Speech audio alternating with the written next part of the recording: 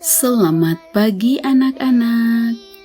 Puji Tuhan, berjumpa kembali di hari ini. Tetap sehat dan bersemangat di hari yang baru ini. Sebelum memulai aktivitas hari ini, mari mengenal ciptaan Tuhan melalui renungan firman Tuhan pada pagi hari ini yang diambil dari buku Ciptaan Allah yang Mengagumkan.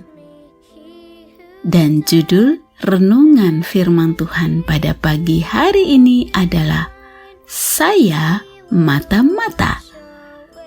Sebelum kita lanjutkan, mari kita awali dengan doa.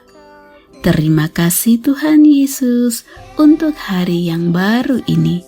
Sekarang kami siap untuk mendengar firman-Mu. Kiranya Roh Kudus-Mu hadir bersama kami. Terima kasih Tuhan Yesus. Amin. Ayat renungan firman Tuhan pada pagi hari ini diambil dari kitab Yesaya pasal 1 ayat 18. Sekalipun dosamu merah seperti kermizi, akan menjadi putih seperti salju. Sekalipun berwarna merah seperti kain kesumba, akan menjadi putih seperti bulu domba. Anak-anak, pernahkah kamu memainkan permainan bernama Saya Mata-mata? Untuk memainkannya, seseorang menempatkan benda kecil yang terlihat mata dalam sebuah ruangan dan akan bertanya untuk membantu menemukan di mana benda itu berada. Ketika melihatnya, kamu akan berkata, "Saya mata-mata." Apakah kamu senang berbaring dan mendapati gambar-gambar di awan, atau bertelut dan memperhatikan seekor semut kecil mengangkut remah roti ke rumahnya? Beberapa orang melatih diri mereka untuk bisa melihat sesuatu yang orang lain mungkin tidak bisa lihat. Saya ingat ketika mencari semacam kerang di pantai dekat dengan lautan yang saya kunjungi. Pada awalnya sangat sulit bagi saya untuk menemukan mereka karena tertutupi dengan lapisan pasir. Tetapi seorang teman saya menemukan satu demi satu.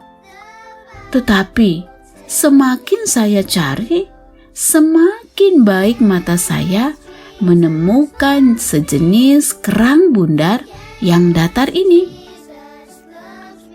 Marlin Parkins adalah seorang pria yang mengetahui banyak hal tentang alam. Ia menceritakan tentang perjalanannya ke Alberta, Kanada di musim gugur untuk melihat sejenis burung hantu yang disebut burung hantu bersalju. Bulu-bulunya berwarna putih seperti salju. Seorang temannya membawa dia berkendaraan ke pedesaan, dan sesekali temannya ini akan berhenti dan mulai menunjuk-nunjuk tanpa menggunakan teropong. Marlin tidak pernah bisa melihat burung hantu bersalju ini, dan hal ini terjadi berulang-ulang. "Tidak ada yang salah dengan penglihatan saya," kata Parkins. Jadi pada akhirnya saya berkata, "Bagaimanakah bisa engkau menemukan mereka dengan cepat?" "Ya," ia menjawab, "saya selalu mencari titik kecil yang terlihat lebih putih daripada salju."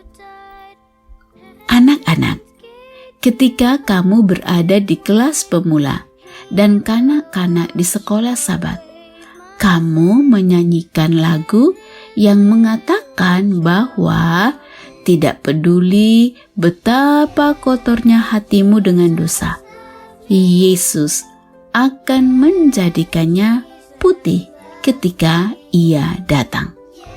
Dan itu benar. Ketika kita meminta Yesus untuk mengampuni kita, Ia akan menjadikan dosa kita lebih putih daripada salju. Dan ketika Yesus mencari seorang anak kecil dengan hati penuh kasih yang bersih, Ia akan melihat kepada kamu dan berkata, "Saya mata-mata." Demikianlah renungan firman Tuhan pada pagi hari ini. Oleh pertolongan Roh Kudus, ketika kita meminta Yesus untuk mengampuni kita, maka Ia akan menjadikan dosa kita lebih putih daripada salju.